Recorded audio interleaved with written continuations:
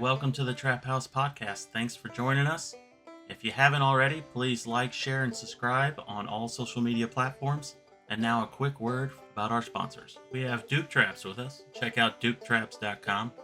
They manufacture over 40 different models of cage traps, coil and long springs, and body gripping style traps, as well as one of my personal favorites, the powder coated dog proofs. Check out duketraps.com. Need a place to sell your fur? Check out Groenwald Fur and Wool Company. Over 50 years in the fur business, the largest and most experienced direct receiver of wild fur in the world. Check out their website, gfwco.com. Top Lot Stretcher Company. They have all the fur processing tools you need to get the job done in the fur shed. From push pins to wooden stretchers, they got you covered. Check out toplotstretcherco.com. And this one's for the ladies that don't mind getting their hands a little dirty setting some traps. We have Trapping Girl Inc. with us. Check out their website, trappinggirlinc.com. They have a great selection of women's apparel, kids apparel, baits and lures, and trapping supplies. Check out trappinggirlinc.com. J3 Outdoors. They make American trapping products designed for maximum trapline efficiency with products like the Hags Bracket and Spring Clip, as well as the Universal Lock and Beaver Rod ends. Get the tools you need to get the job done. Find out more at j3o.com. And there's only one true way to start out the day on the trap line, and that's with a hot cup of coffee from Trapline Coffee. They have great tasting blends to choose from, as well as chocolates. Head over to traplinecoffee.com for more. Weeby Knives. Check out weebyknives.com. They have a great selection of skinning knives, fleshing knives, fur handling tools, and they'll give you the edge you need to get the job done, and you guessed it, they're wicked sharp. Check out weebyknives.com. And we'd like to welcome the newest sponsor to the team, No BS Lures. Don't let the name fool you. There's more than just bait and lure. This company offers trapline tools and hardware, fur handling supplies, and the No BS traps. Check out nobslures.com. And last but not least, Hoosier Trapper Supply, home of the Top Dog Predator Bait, Jet Fuel Predator Lure. We offer a complete line of trapping baits and lures, deer scent, trapline tools and hardware, fur processing tools, and special package offers. Head over to HoosierTrapperSupply.com. All right, welcome back to the Trap House Podcast. We got two great guests today. Jake and Riley, thanks for joining us from New England Naturals. Glad to be here. Thanks for having us on. Yeah, me and Charlie had talked, I don't know, earlier this summer, or maybe even in spring. We saw some content that you had floating around on social media, and we just really think you do a good job, cutting straight to the point, providing the facts about fur or trapping or whatever it may be, and just really doing a good job showing trappers in a positive light. So we wanted to have you on just to chat and kind of pick your brain and go from there. Yeah, we really appreciate that. And that's kind of exactly, well, we didn't start the channel for that reason. We started the channel to try and sell some beaver fur koozies so we could actually move some of our fur in a different way. As you know, with markets, you got to get unique. Right. But it turned into this more of an advocacy thing. And we saw that there was kind of a niche for that on social media where that specific thing was missing. And we happened to fall into it. Yeah.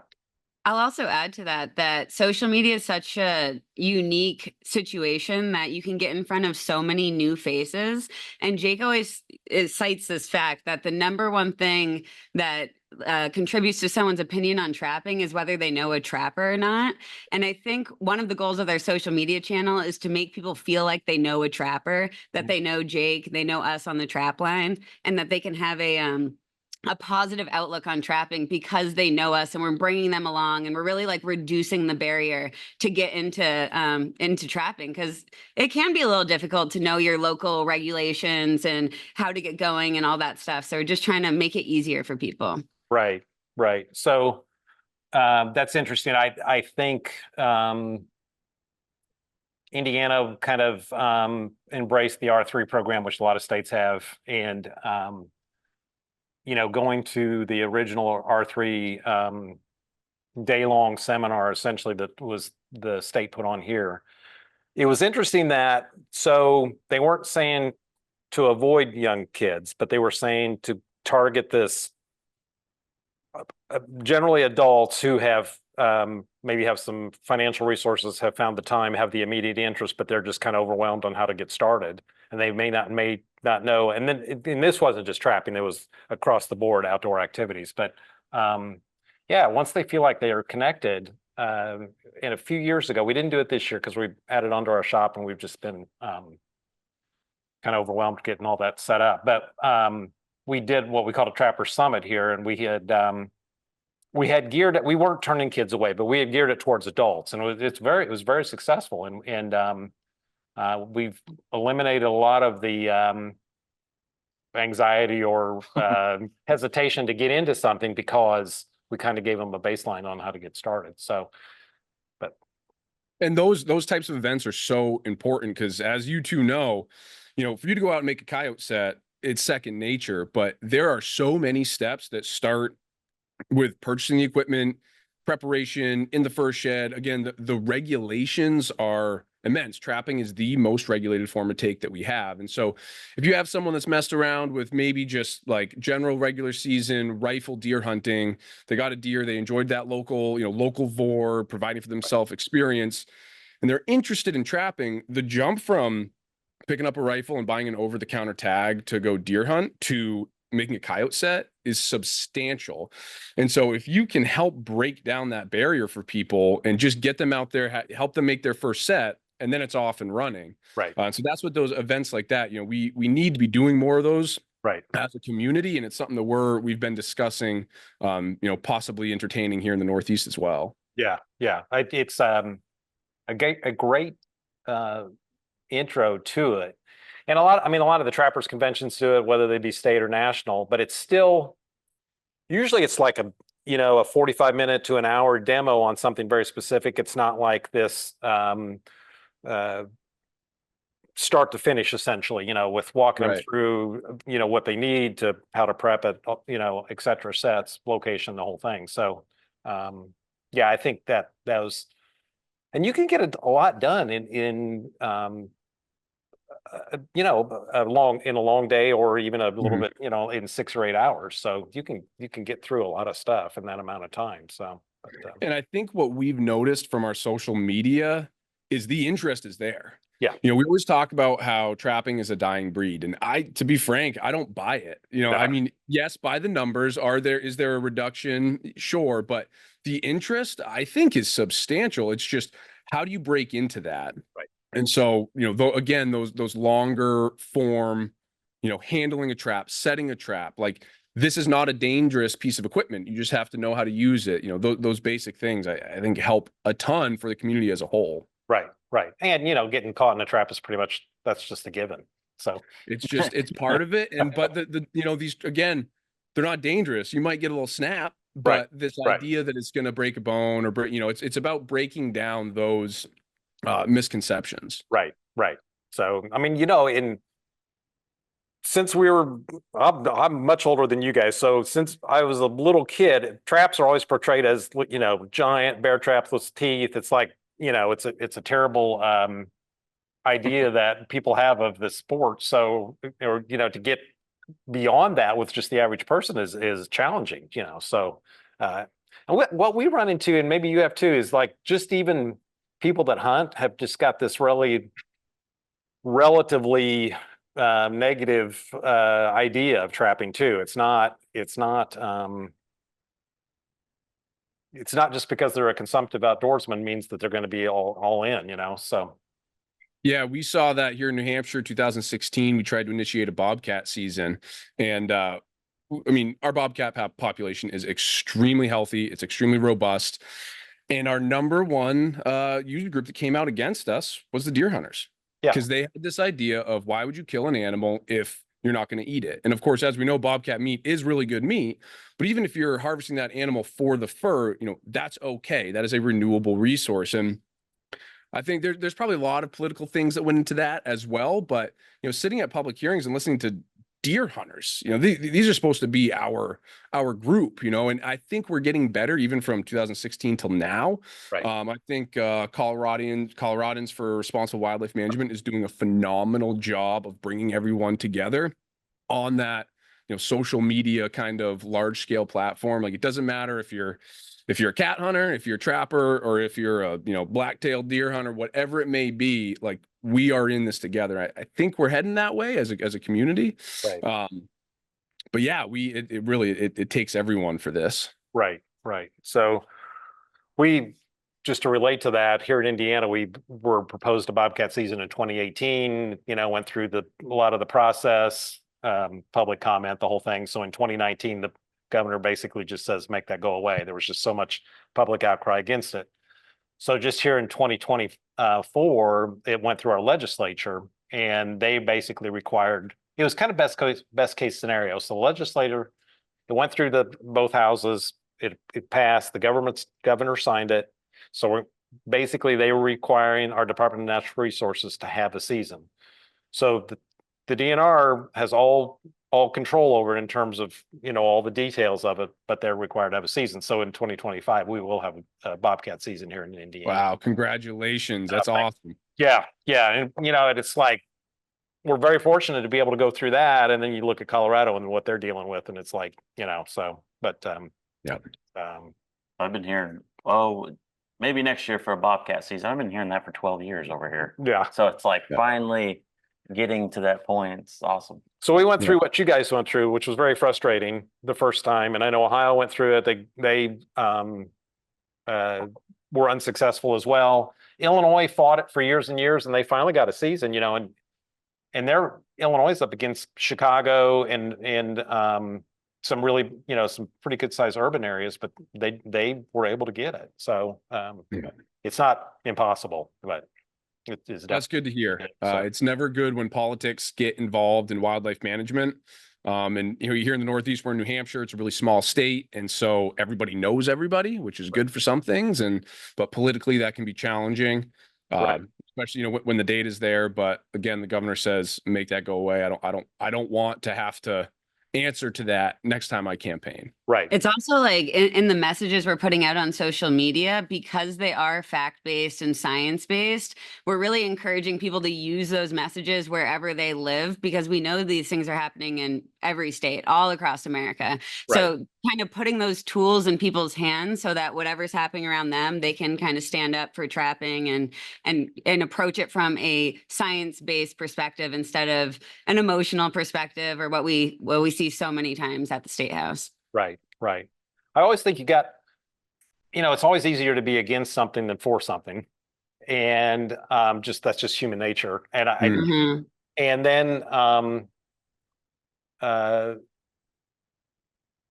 to take that and then have enough interest in it to actually maybe do some research, that's another step of, that's hard to get there with the person that doesn't really have a dog in the hunt, so. And then how to evaluate those sources of research and, see how biased even the source that you're reading is. Like, there is a lot that goes into it. And a lot of the key messages we're sharing about trapping are from the federal government. Like, we are using what the government has researched, saying that trapping is good for a management tool for wildlife. And we're just kind of relaying that information to the public. So it's not something we're making up. It's not data we're collecting. It's data that's available to everyone, but maybe not accessible in its current form, but through social media, it definitely is. Right, exactly. And I mean, the government does a lot of animal control. So Yeah. Well, that's a whole different subject. But that is. There's a lot of that too. So, and it, where they shut it off completely, for instance, mountain lions in Colorado. So, I mean, in California, so they shut off a season, but they're still killing about the same number of mountain lions in the state, as it just shifted to who is doing it. So, and who's paying for it. Exactly. So, it doesn't really change anything. It just changes how it logistically all works, So, anyways, so how'd you guys get into this? Well, so I grew up. My father was a wildlife control operator, so he actually. That government agency that you're talking about that controls a lot of critters, he worked for them when he just got out of college, and then moved on to his own private business, and then got into fur trapping. So that's kind of he had a unique path towards it, and he's a first generation hunter and trapper in his family. Mhm. And so I grew up around it, but in a kind of different perspective where it was dad's job. And I, I mean, I was on the trap line with him from a little kid, but I didn't really start pursuing it myself until I kind of got out of college. And Riley and I met in college. So ever since we've known each other, I've trapped. And then as we started eating, so it was beavers, as we really got into beavers to start. And then we started eating beaver meat. And that was a really attractive thing to keep going because when we were both in grad school following undergrad, and when you're pinching pennies, every meal counts. And here's this awesome resource where we're already trapping for fur, but then there's 5, 6, 8 meals for the when you're talking for 2 people in a beaver. And so that kind of furthered our interest. Right. And then Riley got her trapping license, and I don't know, 4 or 5 years ago, maybe even longer than that. But and then when we really ramped up, I was catching 8, 9, 10 beavers a year when I was in grad school and stuff. And then when the 2 of us got out of grad school, we really started going after it together.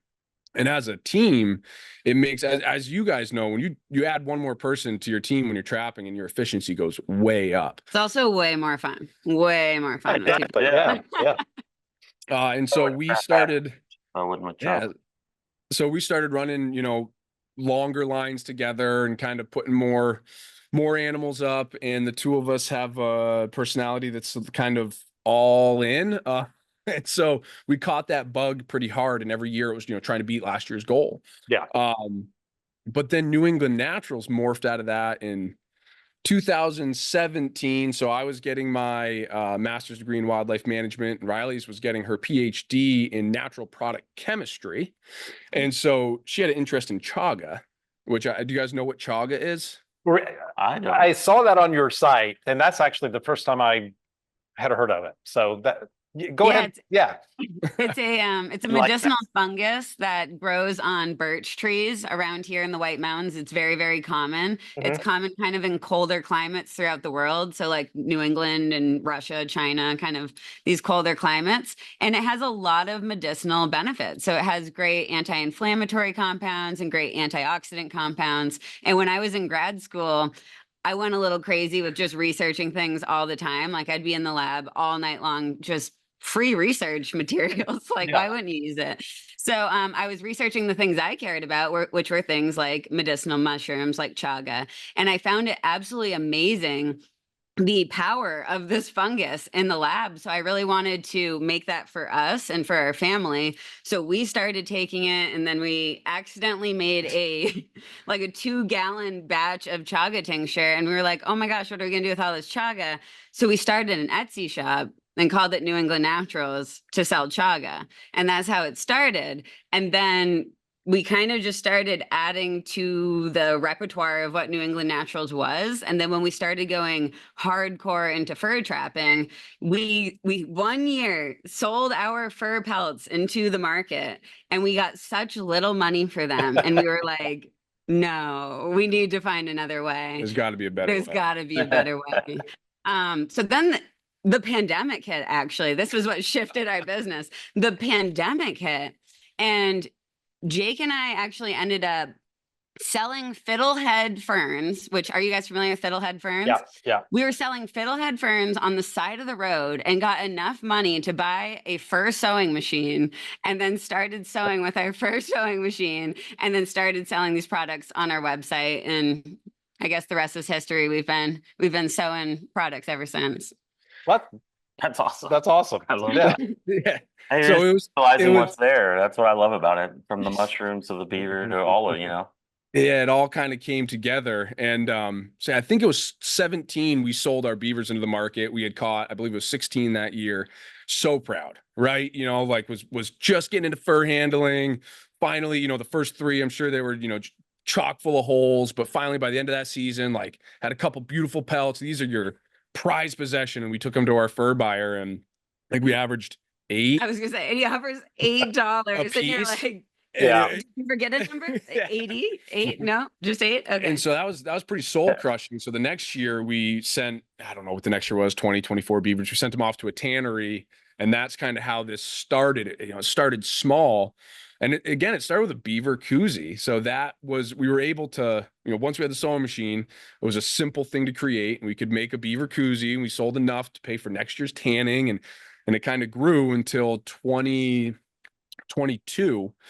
We started the social media again to try and sell koozies. Right. And now We do it's- make more than koozies. I just want to be clear about that. We do make like very functional for items, and koozies are part of that, but they did help build our business. But now it's really like koozies are kind of just the secondary thing Yeah. to these other really cool custom products. Right. Yeah, and so we started the social media thing and didn't expect it to do anything, right? We were just trying to advertise for this fur business. And we had a couple videos that went, berserk, kind of didn't expect it coming type deal. Mhm. And then we saw that there was something there and we kind of ran with it. Yeah. So what platforms are you guys on social media? So we started on TikTok Okay. because, and I was so resilient, and this is like the best idea that Riley had that I hated. And so now I just have to admit I was wrong. But she was like, One of the many. to be clear. she said, listen, the world is taking off on TikTok. We got to be there. And I'm like, oh, come on. At the time that Chinese platform, I don't want anything to do with it. But because none of my friends were on it, I was okay with putting my face out there. Because, social media is awkward. It's I won't embarrassing. tell anyone It's, if you won't tell anyone. Yeah. yeah, right. It's uncomfortable. And then, so our TikTok, we had this random video of me fleshing a raccoon and fast forward with the dog on the ground cleaning up the scraps. And it got like 4 million views overnight. And we were like, whoa, what just happened? And so after that, we moved to Instagram. And now we've moved into YouTube, and those are the 3 platforms. I'd say Instagram and YouTube are the 2 that we really interact with the most. Right. Right. Yeah. Yeah. You on Instagram, you guys are a great presence for trapping. I don't know. By far, I think you guys by far are the biggest. I'm not sure of anybody else has more followers than you do. So It's many and it's followers crazy What up to to? what, like 80,000, 70 some yeah, we're thousand? just over 80 on Instagram, and Yeah. TikTok. We're still like 170 on TikTok, but I still don't fully understand that platform and the audiences Yeah. that it gets to. But on Instagram, it seems to be that we are communicating with the hunting and trapping, world. Right. Right. So, we get some, but very little negative feedback on Instagram. Typically, if we do, it just, delete them or whatever, or Block, delete. block, delete or Whatever. whatever. Do you guys get much on that? Oh, we're quick on the block button. Yeah, We- yeah. We go, yeah. But you kind of have to be to protect your channel. I mean, if you're creating Right. content that might cause such an emotional response that somebody might flag it, you can just because they don't like it or they're uncomfortable with it, that puts your channel at risk. So with certain people, like a comment back is not going to change their mind. So you kind of have to make that decision of like, is this person, do they have malicious intent on this comment on this channel? Or like, are they actually just asking a question and like unaware of trapping altogether? But Right. we are very fond of the block button and the delete button. Yeah. And we've been really proactive. So, and I would encourage anyone who is in the hunting, trapping, hounds, any of those worlds on social media. So we search, I went in and searched PETA, and every single account that had PETA in its name, we blocked. HSUS, every single account that had that, we blocked. I mean, I think we have like over 500 blocked accounts that have been very proactive. We went to our local, there's a couple local anti-groups, went to their Facebook page, went to their followers, blocked every single one of their followers, and then blocked them. And so, I mean, Well, we're regulars on their Facebook page. Yeah, we, they're the local Facebook page. they love our face on that. So they get our stuff off YouTube still, because Yeah. you can't be as selective with who you're blocking. Right. And so, yeah, we, I would say once a week, we're usually featured on our local anti-trapping Facebook page. But yeah, so I would encourage everyone to like be proactive, take the time. It's tedious, but I think that's been huge into why we've been able to continue to move on. I mean, we're kind of just waiting for the day when we get the big red flag. Yeah. Oh, I don't know about that. But we've been trying to put out content. Like the stuff we put out is very intentional too. I want a non-trapper to be able to watch that, and if they swipe by and go, I got no interest in that, I just don't want them to be like, ew, that's terrible, why would you do that? Right. You know, so we're trying to talk to the non-trapper. Right. Those that you have blocked, you know, there's no change in their mind. I mean, that's just, Exactly. that's a lot, completely lost cause. So Yeah. everybody else, you know, that, Well, I think I mean, we're on the same page with all this, like as far as what we post, what we, put out to the public, you have to be careful. And I know a lot of people are just like, hey, screw it, I can do what I want. That, it's America. I'm posting this coyote Yeah. with blood running down it or something. Yeah. I see what you're meaning, but you're actually causing a lot more issues and causing more problems for everyone by doing that. So you're better off just like, trying to be somewhat careful, obviously. So, Yeah. yeah. Yeah, and there are few people. I'm just gonna go out on a limb and say there's few people that love beavers as much as I do. I love beavers. I love raccoons. I love these animals that we pursue. So I want to portray them. I want to portray that individual in a positive light, in a way that looks good. And so yeah, it's taking the time. It's not it's wiping the blood off the fur. Use the snow to clean the blood off. Wherever it may be. Position it. Everyone knows what a raccoon tail is. So you can take a pretty artsy, call it, photo with just the tail and a backdrop and things like that. Right. Everyone knows what happened. You harvested that animal, but you don't need to show the cute big black eyes with the big eyelash. So just yeah, and again, I think that we're getting better as a whole. But yeah, it's once a year, right? During coyote season, there's always some, or in June, someone's got a pup strung up on a flagpole somewhere and the anti-community gets a hold of it, and Right. it's terrible. We all need to be self-regulating each other on that. Right. Of course, I'm sure you're pretty well aware that beavers are kind of turned into this lightning rod animal where they want to offer, full protection. Oregon or Washington is one of the worst right now.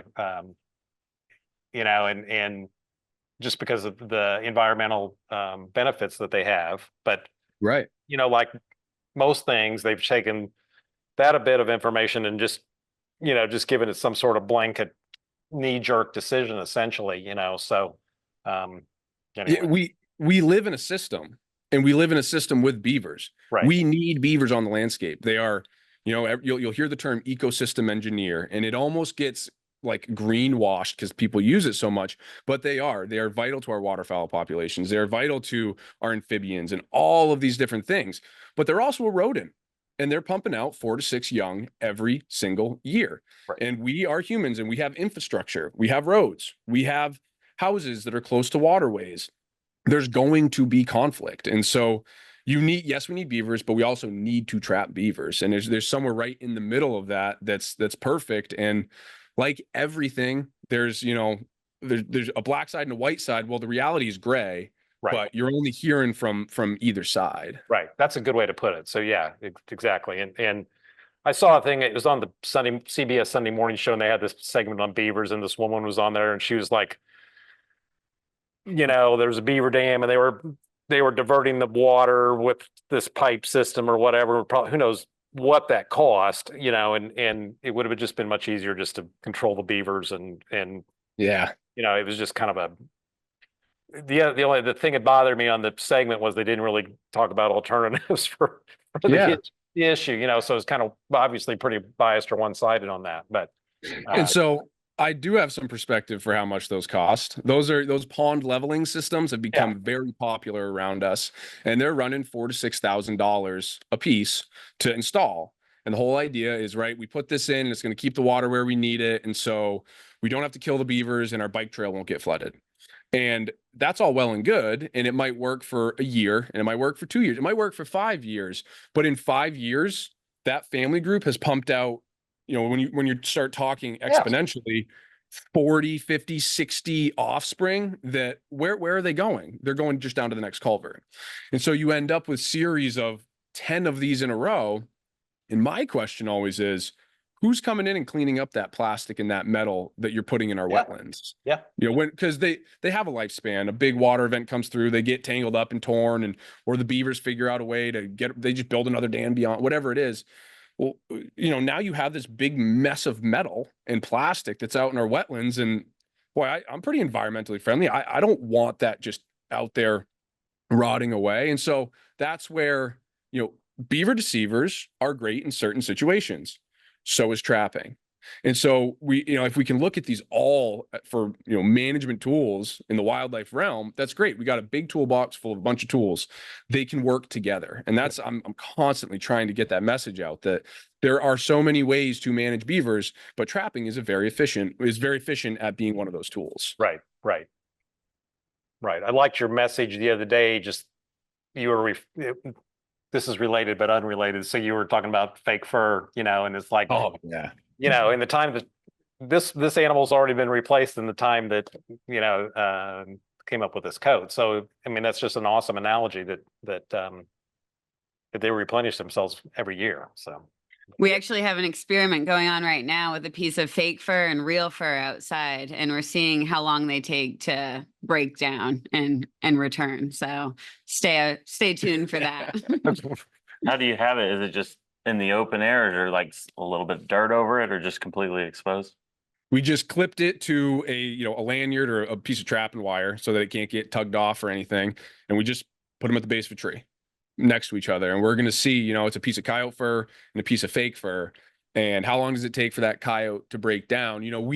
Our pelts are tanned, but they're still leather. And Right. we have organisms in our system that can break leather down. And so, and I don't know if it's going to be 2 months, a year, 3 years for that coyote to break down, but I just about guarantee that it's going to be quicker than that piece of plastic. Yeah, you gotta- essentially. Fake fur is so gross feeling too. Like it doesn't look nice. It doesn't Yeah. feel nice. Like there's really not many positives to it, and it's terrible for the environment. Like when you put your hand on fake fur, you like retract your hand immediately. right. It's gross.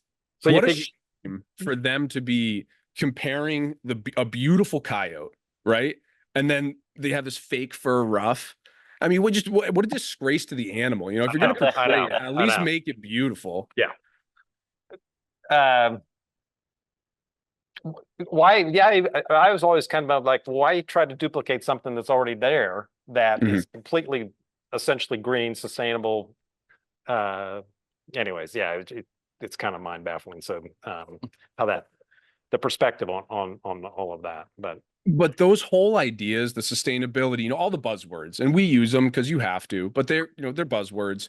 There's a lot of people who have interest in trapping. They might be watching for the peripheral for those reasons, but again, they just don't know how to get into it. And beavers in particular, have got to be one of the highest yield of an animal that you can get because there's so much meat. You can get the tail leather, the castor, the oil, the skull, of course, the pelt.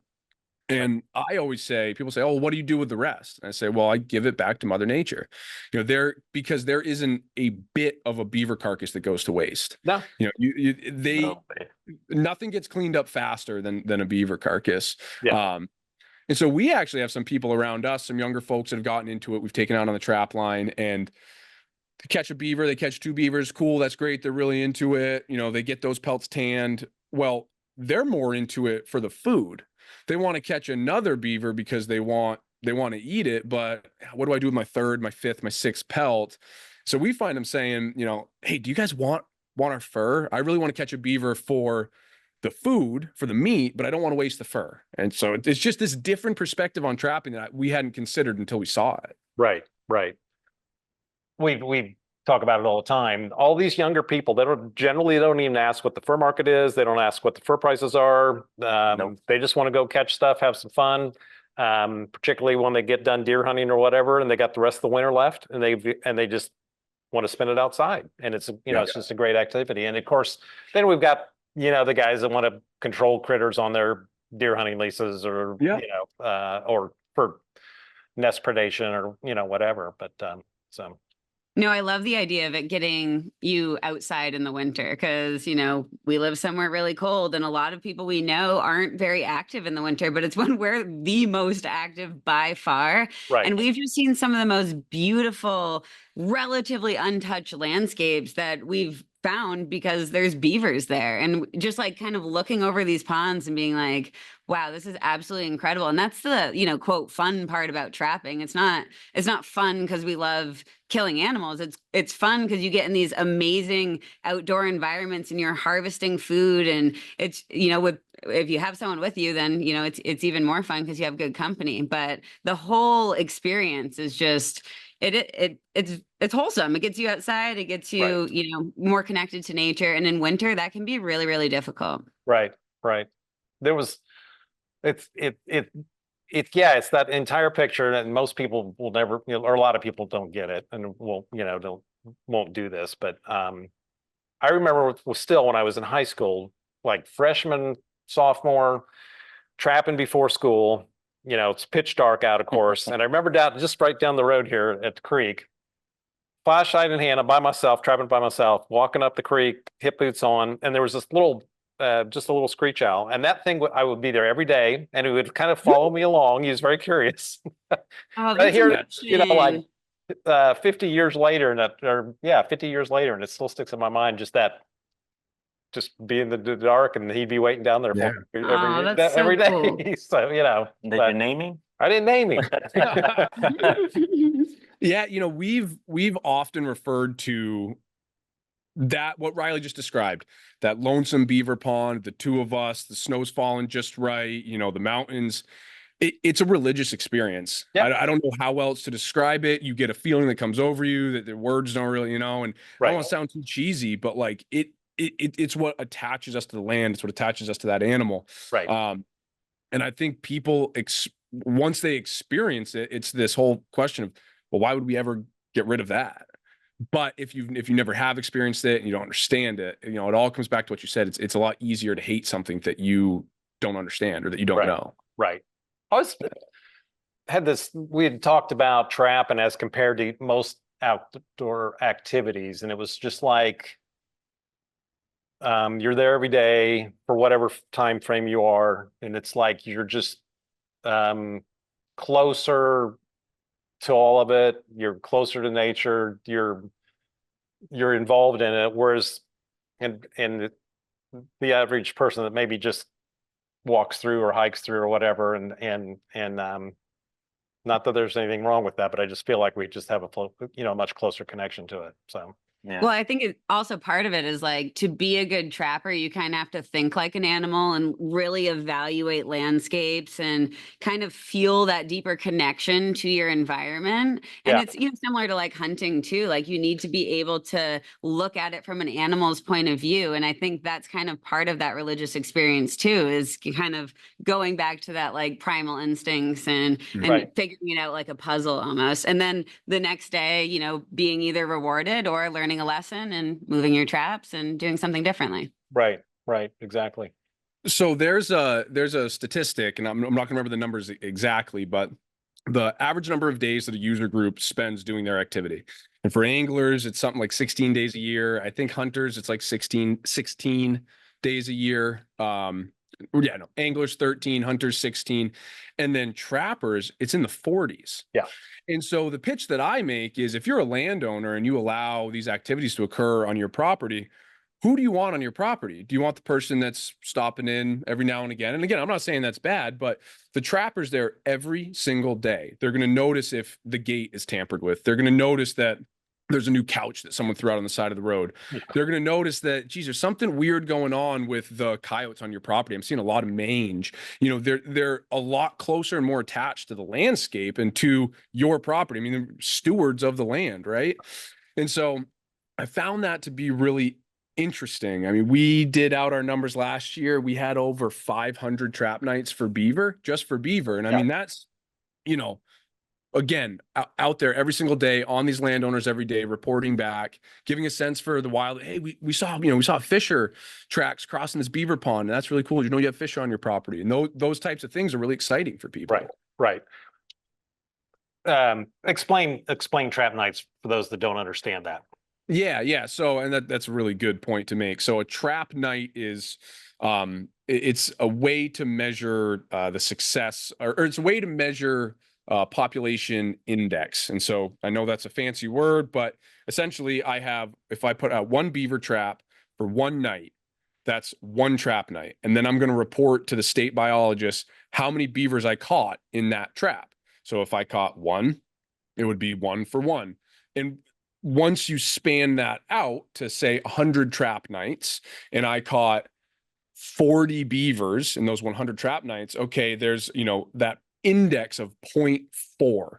And what these state agencies do is they compile data from all trappers in the state, and they get a sense for, and it's not a population estimate. It's not how many beavers are out there, but the assumption is that when each trapper has the same kind of it's Probability of catching a beaver. Thank you. Yeah, it has the same probability of catching a beaver. And so if we see through time that goes way up or it goes way down, we get a sense for what's happening with the population at kind of a general level. Right. We used to catch them at 0.5. Now we're catching them at 0.2. What's going on with our beavers? Or we're catching them at 0.8. We have way too many beavers. So if you have 5 traps out, is that 5 trap nights or 1 trap night? That's 5 trap nights. Yeah. Right. So that was a really long-winded question. A long-winded answer to a short question. My apologies, but those are the type of things I get jacked up about. No, that's fine. I appreciate your enthusiasm. So yeah, it's just all, yeah. So yeah, we have a fish and wildlife area here in Indiana, and they require on the muskrats, it's for muskrat control. And I can't remember how many required trap nights they have, but it's fairly significant. But if you have 100 traps set for muskrats, which is not, Sounds like a lot. But it's not a stretch. So in, Yeah. in 5 Mhm. nights, you got 500, so. Right. Right. But anyways, yeah, it's, they actually do that as a requirement. It is Wow. what they want you to do. So if you're I gonna, do think another thing with the trap nights too is that I think many people in the public might think like trapping is really easy. Like you just go out and set a trap and automatically get an animal. And that is just not true. I mean, for us, like not only are we waking up early to go set the traps and then check them, but then, putting up the fur and taking the meat and trimming the meat. And we're like typically working till 11 o'clock at night during the winter. So I think it's just kind of a funny perception of trapping that it's just like really simple and you almost always have an animal in there. And it's not the case. no. No, Yeah. you look at more empty traps than you do full traps. That's Right. Yeah, especially trapping beaver through the ice. You get real used to just looking at set traps under the ice. Well, I give you guys props for trapping under the ice because we generally don't have to deal with that here. So that's a whole different. It is, and you talk about. I mean, we trap through the ice for the experience. We trap open water for the number.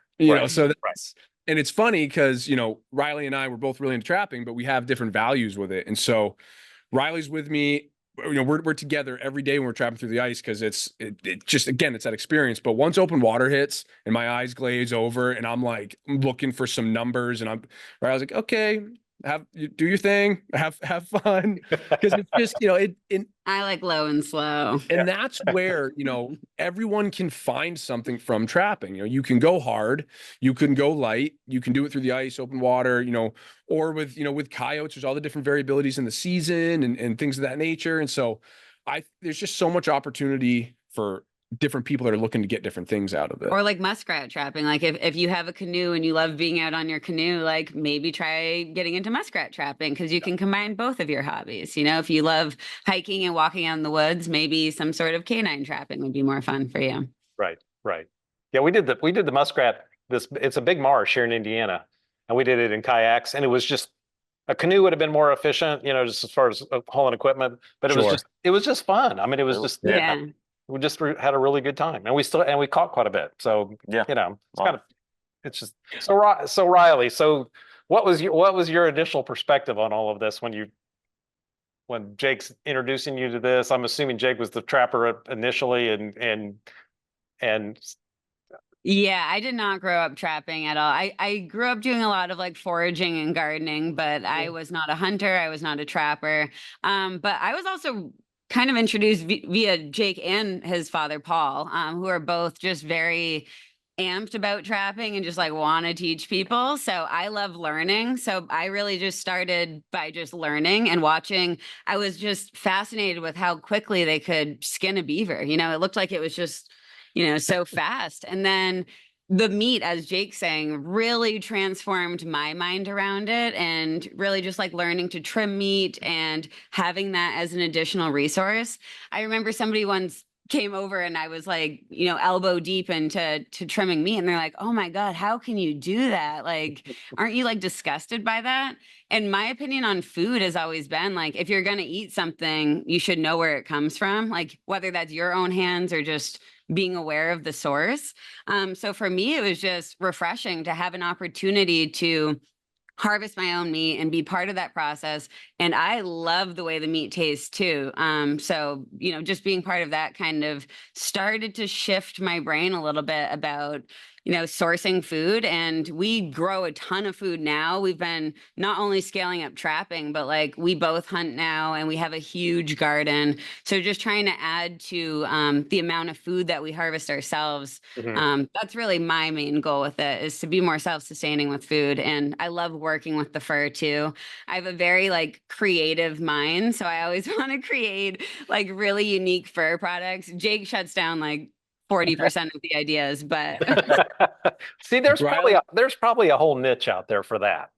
Oh, I'm sure there is. Riley has a thing about wanting to make a product that is a one full muskrat pelt, like the full thing. I have multiple options for you. One is a muskratchel, like a purse satchel, but it's made from one full muskrat. Yeah. And then a second one is I want to make either mittens or just kind of, I don't know what they're called when they're gloves, but your fingers are out of them. Right. Yeah. But I want to make those two out of muskrats, and they're the perfect size. They're a convenient size. I think for she's some of the really, I things. think she's onto something. Thank You're you. probably right. She usually is, just like the social media stuff. So, all these beavers that you guys eat, what's your top couple, 3 ways that you like to prepare them? So the best way, and I'd say we eat the majority of it this way, is just steaks. So the back straps and the sirloins, Okay. you get about a pound. So 35 to 40 pound beavers, and that's live weight. It's kind of that sweet spot where you're going to get a good meal for 2 people.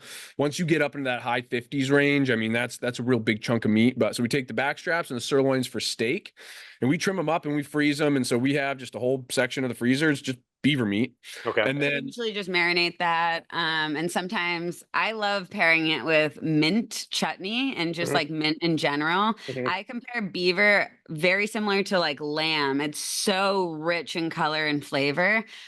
It's delicious, but it's very rich like lamb is. So I really like pairing it with mint, and I think that that turns out really well.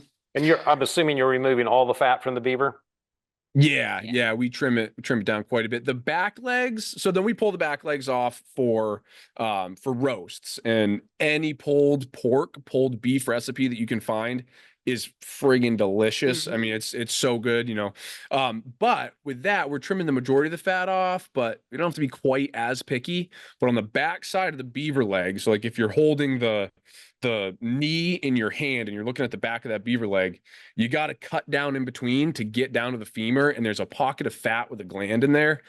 Taking that out is a complete, I mean, it's like the difference between a good experience and bad experience with beaver. So if I hear someone say, "Oh, I had beaver meat, it was wicked gamey, it was nasty," I'm thinking, well, someone didn't pull that gland out in that pocket of fat. Yeah. We learned that the hard way. But if you remove it, it's delicious. And then from there, you've still got, you know, the front shoulders, and there's some belly meat, all this stuff that for us, the amount of time it would take to trim that and turn it into grind or something, it's, you know, juice just isn't worth the squeeze. Mhm. But come to find out, our dog doesn't mind if it's a nice, messy scrap. So He loves it. He goes nuts for it every day, twice a day. He goes nuts every meal. He loves it so much. So he eats beaver meat twice, like Riley said, twice a day, year round. Yeah. So we pull all the extra that we don't eat for ourselves, and we freeze it. And then at the end of the trapping season, we thaw it all out and do one grind. And then he gets it's like a half a cup. It's a half a cup of beaver meat in the morning, half a cup of beaver meat at night with a little bit of kibble mixed in there. And he loves it. And Good. he's actually behind us on the couch over there. And All right, now he's saying, is it trapping season yet? Yep. Yeah. Yeah. See you back there. That's funny. So both of you work in the fields that you studied, it graduated? Okay. Yeah, so I'm a wildlife biologist, and Riley's Yeah, I'm a natural product chemist. So I work actually mostly in education, teaching people about natural products and how to use them. So things like kratom, kava, cordyceps, chaga, hemp, whatever, Mhm. whatever the natural product is. Okay. All right. I was gonna ask, you mentioned some products. Can you just go down the list of everything of kind of what you offer? Obviously, we covered koozies. What else? Of course, Yeah, they so can the check your koozies. website out, but yes. Yeah, I'm just Yeah, definitely. But so the koozies, like I said, they started us like I would turn a full beaver into koozies back before we knew any better. But now we're making mittens, headbands, muffs. So like, clip behind your back, you put your hands in it. For late season bow hunting, that's been a real fan favorite. That actually chewed up the remainder of our beavers from the fall. Hats, we're moving into hats. I don't know if I said headbands or not. So, custom Mhm. products. And now the koozie is, the scraps, which is nice. So that beauty strip, we're able to turn into really nice products. Right. So we make, even like pillows, blankets, whatever, things people want. And what's really cool is people are now able to send us beavers that they've caught themselves and maybe got tanned and then sent to us, or repurposing old fur coats and other fur products, which is something we didn't even really think about when we started the business. But, a lot of people have like grandma's old mink jacket and maybe it doesn't fit them, or maybe their dog chewed the side and they just can't use that jacket anymore, but they still want to remember grandma in some way and have that beautiful piece of fur displayed in their home. So maybe we can make a pillow for them, or some other item, a headband, whatever it is, a few things. And that's been kind of a new way that we're starting to work with fur, which has been really cool. That's pretty interesting. So do you run into some that are just not workable? They're just too brittle, or they're dry rotted, Too or what? brittle, or just like cut in ways that it's really hard to reshape. But most of them are pretty easy to work with. Have they brought you any of those ones where like the animals like biting the tail of the other one, where it's got like the clip? I have one of those from a church yard sale when I was like 12 years old. I'm not even kidding. And Yeah. it lives in this workshop. Yeah. Yeah. they usually put Yeah, those it's- bead eyes. Yeah. Yeah, exactly. Yeah. So, we've been talking about beaver, but we work with all fur. So, we work with raccoon and coyote, and some of the lighter furs like mink and muskrat, our machine isn't great for. We're still looking for a Model A. Right now we have a Model B, so it's kind of made for heavier furs. But we just moved this summer into a new workshop for our furrier shop. So we used to do this all out of the basement, which is a great way to build the business. But we finally outgrew, a 4x4 workspace. So now we have a full blown fur shop where we've got several different machines, and yeah, we're kind of expanding in that way. Well, awesome. It's that's really good to hear. I mean, because over the years, so many fur places have closed. They're from the 70s and 80s, they were very common, and now they're just not out there. So that's really good to hear. But and it's we had the Canada goose, and Yeah. that's a crazy story, and that was the driving force behind the coyote market, and when they decided to switch gears and not use coyotes anymore. Of course, we lost our coyote market, at least temporarily. Mhm. Right. And they basically just gave in to public pressure from that really small vocal group out there that basically made them switch gears, even though their demand was quite high. Yeah. And speaking of that, if anyone has a Canada Goose jacket that they want a real coyote fur put on, make sure to reach out to us, because we'll put some real fur on that for you. There you go. Yeah. I like that. So I mean, that's yeah, I'm glad, and I appreciate you guys doing that. So It's easy to cave to the public pressure, but what we're really finding is it's a minority that's really, really loud. It's Right. not a majority of people. Like, it's just a few people that know who to cry to, who to scream to about their feelings, and they get their way a lot. But I think, as Jake's saying, like, as people become educated and aware and want to be, part of their ecosystem and work with it instead of against it, we're seeing more and more people be very pro hunting, very pro trapping, and want to get involved in local legislation too, which is great. Right, right. We had just an incident. So here in Indiana, they were going to basically take our our otter quota, which is 750, and they wanted to put it into like permanent rules. This is kind of a technical government thing. And then they also wanted to take our otters, which are essentially 3/4 of the state is open, and they just wanted to open the whole state for otter trapping. And they had to go through all the proposed public hearings and public comment and all that. So it kind of came down to the wire, and there wasn't really much. Trappers really weren't on board with making their comments. Of course, the antis were, and kind of came down to the last minute. And fortunately, we got enough people on board that made comments, so we exceeded the negative comments at least. But it was just one of those things where I think generally trappers probably thought it was in place, and they didn't really think on this circumstance. They didn't really think that it was something that needed their immediate attention, or that they figured somebody else would deal with it or whatever. So, but it came down, and that was not really the case. So, but yeah.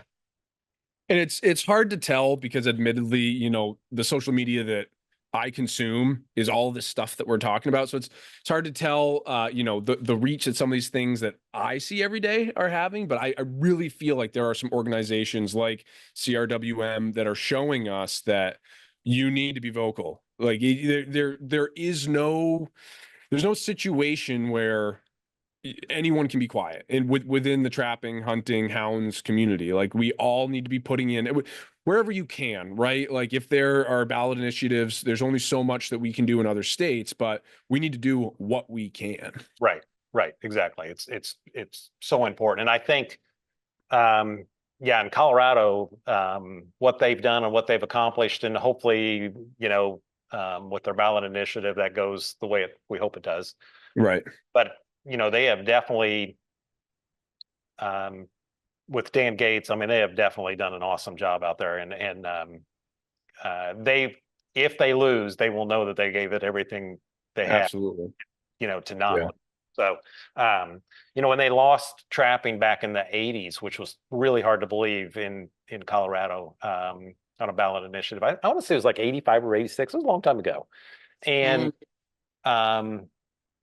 they felt, the older guys that you talked to from back then that were very active, they felt like they had another 30 days or so, they probably would have came out on top of that, because it wasn't that big of, I think it was only 3 or 4 points. It wasn't, It wasn't like a landslide, but it was just basically, the very urban areas that carried that vote, where the majority of the state didn't. But, it was just, I don't know. So it gets frustrating, but yeah. I feel like a lot of it is moving in the right direction now. So, right.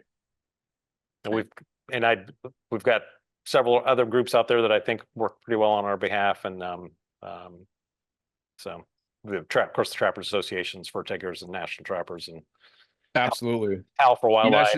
Yeah. I was just going to say, like, also creating community among the trappers and having each other's backs. And when somebody has a question about something, making sure you're there for them. If somebody wants to get into trapping, making sure that you're you're having the ability to take a few people out every year and kind of introduce them, make sure you know how to tell people where the nearest trapping workshop is, just having that information.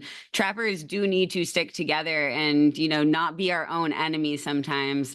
And if somebody is like communicating incorrectly about trapping or saying something that might be used against us, informing them like, hey, if you use your language a little differently here, it might represent trapping a little better.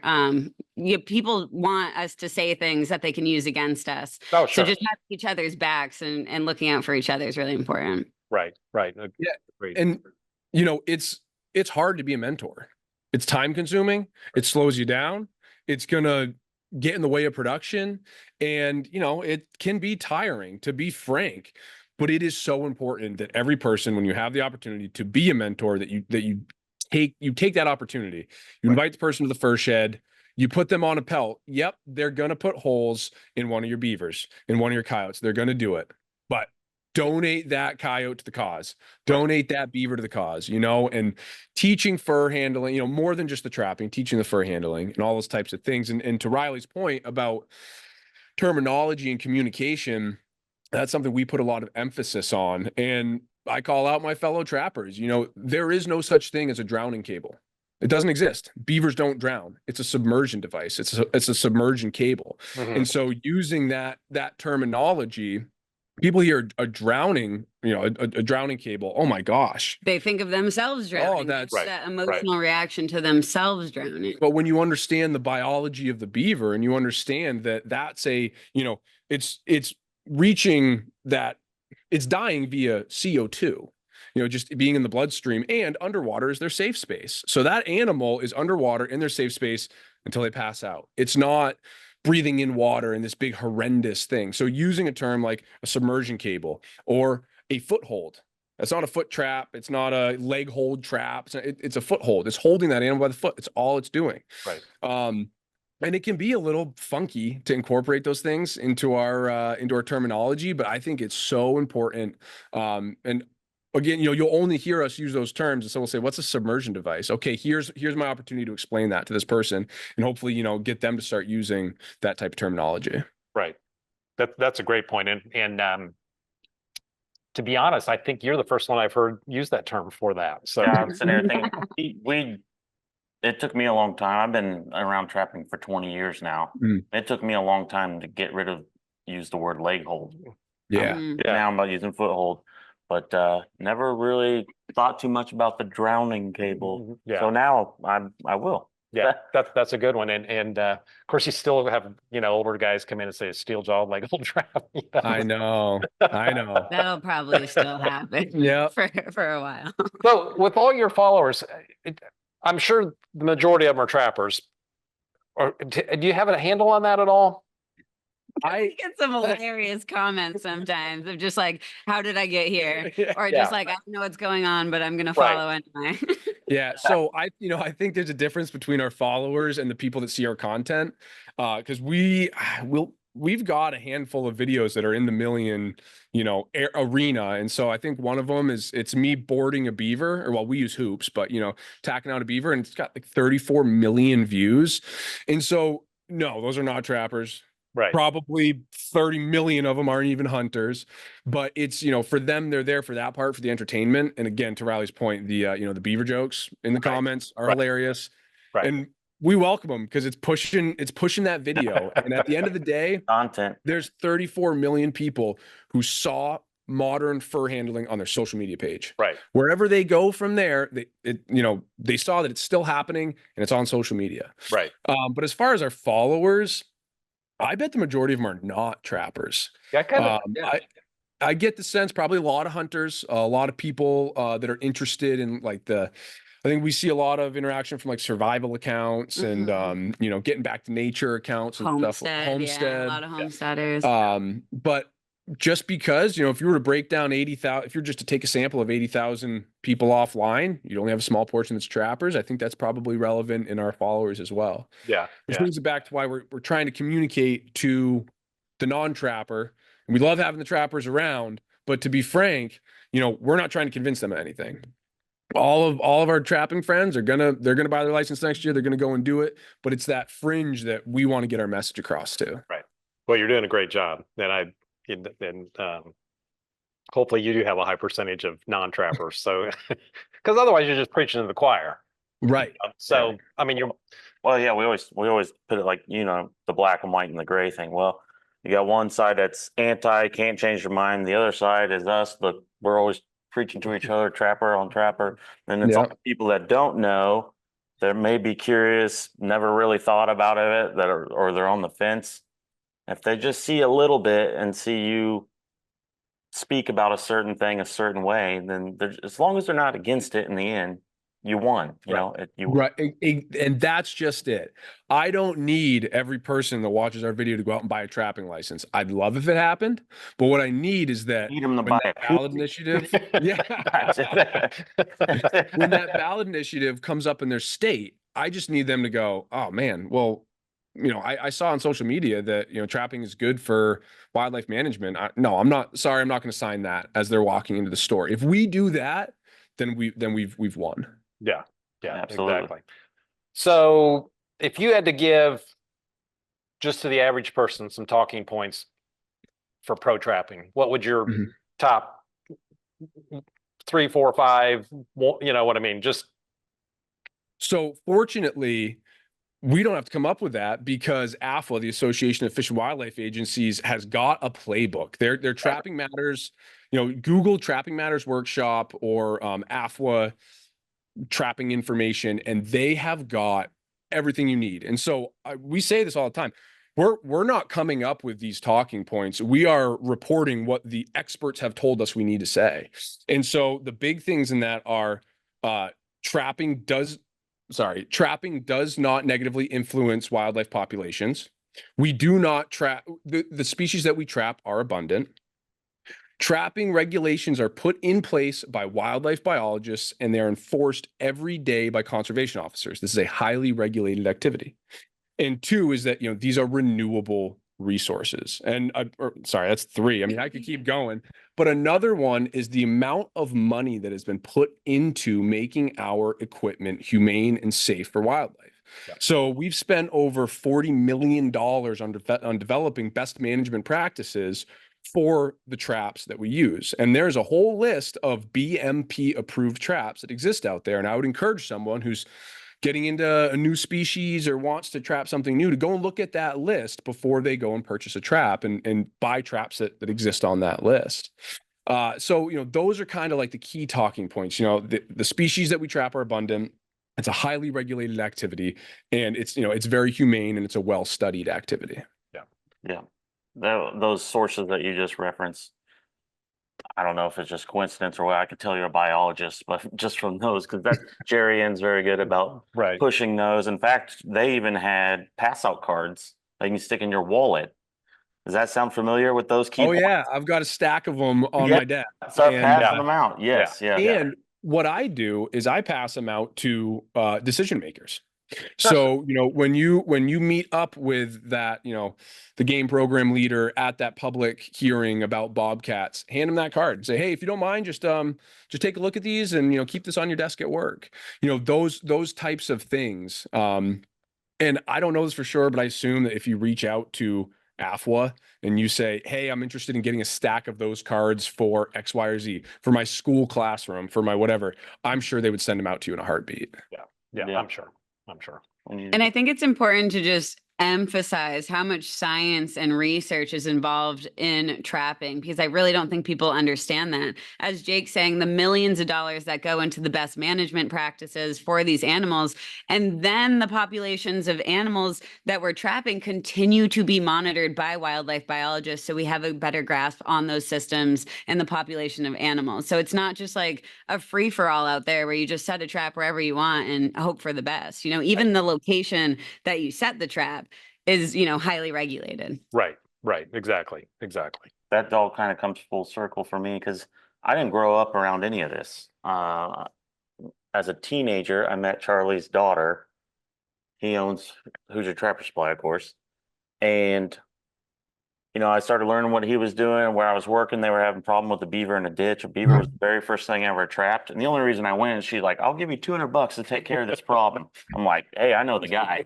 So we went, I caught a beaver and I was like, this was really fun. This is cool. Then when you start telling people, you hear like, oh, they didn't know anything about that. And like, I didn't either. And then some people are like, I wouldn't do that. That's wrong. So I really had to be like, as a teenager, be like, what am I doing here? How am I going about this? Is this the right thing to be doing? And it all related and circled back for me to make that decision was all based on the science. Mhm. That's where I felt, okay, I'm comfortable doing this. I don't have a problem. I'm not wiping out a species, Right. and Right. it all came together. Yeah. And another, I think, important talking point that Riley touched on is the traps that we use are highly selective. Yeah. When you go out and you make a coyote set, you're not going to show up and have a beaver in it. It's just, you're just not, the way that we make our our beaver sets, I'm not going to show up and have a bobcat, you know, and it comes down to, you know, bait, placement of the trap, size of the trap, all these different things, but they're highly selective. It's not willy-nilly. And, you know, and this is a very educated group of people. Most states have mandatory trapping education courses that you have to take. Almost all states have at least voluntary, but most states have mandatory. And by the nature of that, and the fact that that person's holding a license, you have a highly educated group of individuals using highly selective equipment to target highly abundant species, you know, and that's kind of, you see how that all the Sure. talking points Yeah. come full circle. Yeah. We Exactly. had an interesting instance of the selective nature of traps. Last trapping season, a camera crew was coming out with us to film some trapping for an advocacy video for Vermont. And we were setting these beaver traps in a remote pond, and a friend of ours had their dogs with us that are always kind of just running all over the place. And, you know, their camera's right on the trap, and this dog's running around, and then the dog, you know, is running towards the trap and then just steps over it and walks away. And you could tell the camera person was like, and we were Yeah. kind of like, it's okay. Like, Yeah. it's okay. It's a very selective trap. That dog is totally fine. And I think it was a really good point to have on camera that you can have dogs with you trapping, you know, obviously be aware and, you know, be proactive about it. But our dog is so fun to have on the trap line. Like he can like smell when huts are active, or at least we think he can. Yeah. When he like goes on top and smells the vent, like he'll go kind of nuts when there's something in Right. that hut. Yeah. Yeah. And then he'll be like much less interested if it's empty. He's Yeah. letting you know because he's going to get fed later. you know? Yeah, he's like, there's he- food in here. I think Yeah, he's he has starting a to put it all together. Yeah. That's great. So that's just a little plug. If no one has watched it, the Vermont Trapper Association put out a video called, I think it's Trappers Stewards of the Land. Mhm. I think everyone should watch it, and then everyone should send it to a non-trapper because they did a really good job. You know, a professional production crew made that video, and it's one of the better trapping videos that I've ever seen. Cool. Yeah. That's great. Well, thank you for joining us on, you know, this has been great. We'll have to do it again. Yeah, we'll do it again. Yeah. Sure. Absolutely, anytime. We love talking trapping. Yeah. So, I do want to touch point. We talked about building a sense of community. I wanted to invite you guys. I got a Facebook group called the Catch Circle, and it's for anyone and everyone trapping in the business. You can sell stuff there. You can advertise. There's no rules as long as everyone's just nice to each other. Sure. That's You know, you so get on- cool. You We'd know, love to some do it. groups are like, hey, you can't post your bait because we have our top dog bait. You can't do Yeah, yeah. No, this is for anyone and everyone to connect. You know, so we're trying to build. Awesome. Appreciate that. We're definitely going to jump in on that. Yeah. Yep. All right. Anything else, Charlie? Is that it? I think that's it. Well, it's not it, but we're going to end it for today, and we'll come back and do this. And we'll do this again with you guys, and we sure appreciate what you guys do. So. Well, Thank thanks you a lot. so much. Thanks for having us on. All right.